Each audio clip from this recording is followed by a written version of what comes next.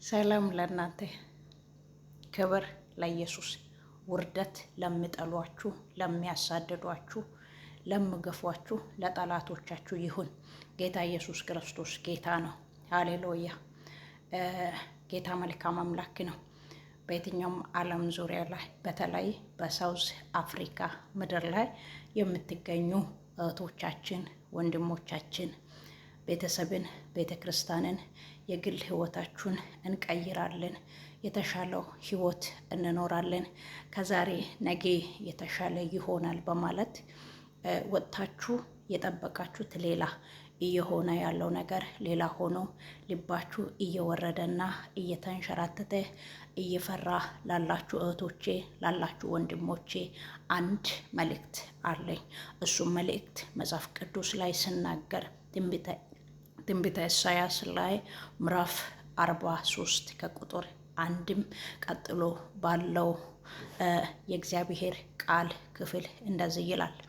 አሁንም ያዕቆብ ሆይ የፈጠረው እስራኤል ሆይ የሰራው እግዚአብሔር እንዲህ ይልሃል፣ ተቤዥቻለሁና አትፍራ፣ በስሜም ጠርቻለሁና አንተ የኔ ነህ።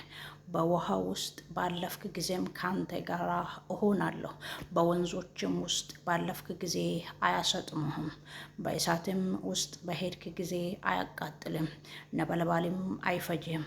እኔ የእስራኤል ቅዱስ አምላክ እግዚአብሔር መድኃኒትህ ነኝ።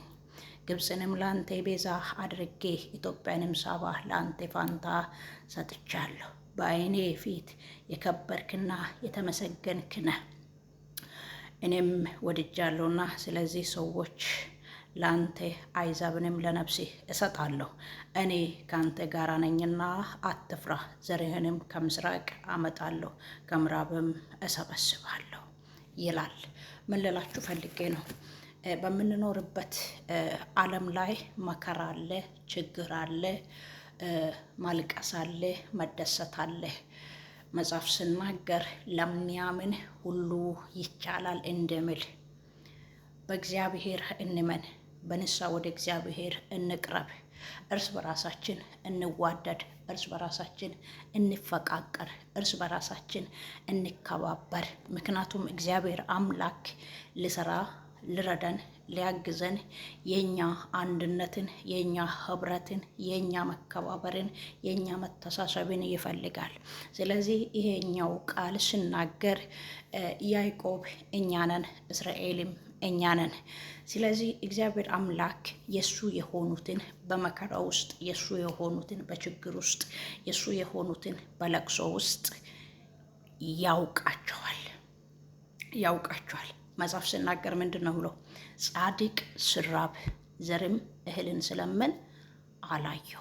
ስለዚህ እግዚአብሔር አምላክን የሚጠብቁት፣ እግዚአብሔር አምላክን የሚፈሩት፣ እግዚአብሔር አምላክን ቀንና ሌሊት የሚፈልጉት፣ ወደ እግዚአብሔር ጉያ የሚጠጋጉት ለቀን አውሬ አይበሉም፣ ለሞት ታልፎ አይሰጡም።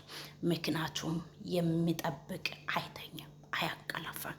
ትውልደ ኑ ወደ እግዚአብሔር እንቅረብ፣ በንስሐ ፊቱን እንፈልግ። ራሳችንን ከዘረኝነት፣ ከአደመኝነት፣ ከጎሰኝነት፣ ከኔነት፣ ከክፋት፣ ከእርኩሰት፣ ነፍስን ከመግደል፣ ከመነካከስ እንውጣና ኑ ንስሐ እንግባ፣ ከእግዚአብሔር ጋር እንታረቅ።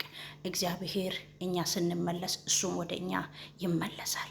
ስለዚህ በሳውዝ አፍሪካ ምድር ላይ ያላችሁ ወንድሞቼ፣ እህቶቼ፣ ስደተኞች አይዟችሁ። ዛሬ ነገ አይደለም። ወደ እግዚአብሔር እንመለስ። መመለስ ይሆንልን። ተባረኩ።